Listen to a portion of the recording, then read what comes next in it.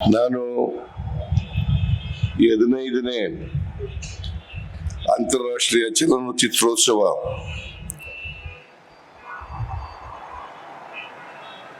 ಈ ಸಮಾರಂಭವನ್ನ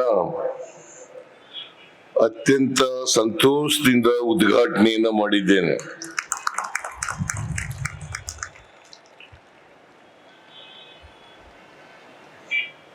ಈ ಚಲನಚಿತ್ರೋತ್ಸವ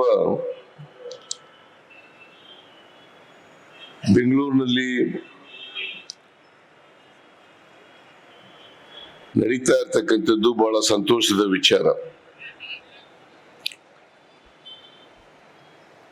ಹದಿನಾಲ್ಕು ಚಲನಚಿತ್ರೋತ್ಸವಗಳನ್ನ ಬೆಂಗಳೂರಿನಲ್ಲಿ ನಡೆಸಿದ್ದೇವೆ. ನಾನು ಹಿಂದೆ ಮುಖ್ಯಮಂತ್ರಿಯಾಗಿರುವಾಗ 5 ವರ್ಷಗಳ ಕಾಲ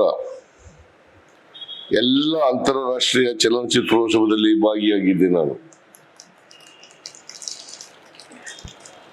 ಮತ್ತೆ ಆ ಚಲನಚಿತ್ರೋತ್ಸವ ನಡೀಲಿಕ್ಕೆ ಸರ್ಕಾರದಿಂದ ಎಲ್ಲ ಸಹಾಯವನ್ನ ನೀಡಿದ್ದೆ ಅಂತಕ್ಕಂಥ ಮಾತುಗಳನ್ನ ಹೇಳಲಿಕ್ಕೆ ಬಯಸ್ತಾ ಇದ್ದೇನೆ. ಈ 15ನೇ ಚಲನಚಿತ್ರೋತ್ಸವಕ್ಕೂ ಕೂಡ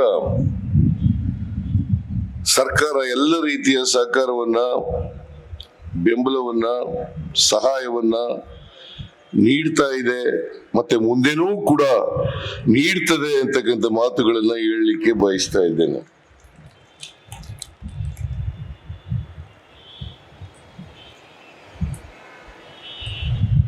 ಈ ಅಂತಾರಾಷ್ಟ್ರೀಯ ಚಲನಚಿತ್ರೋತ್ಸವ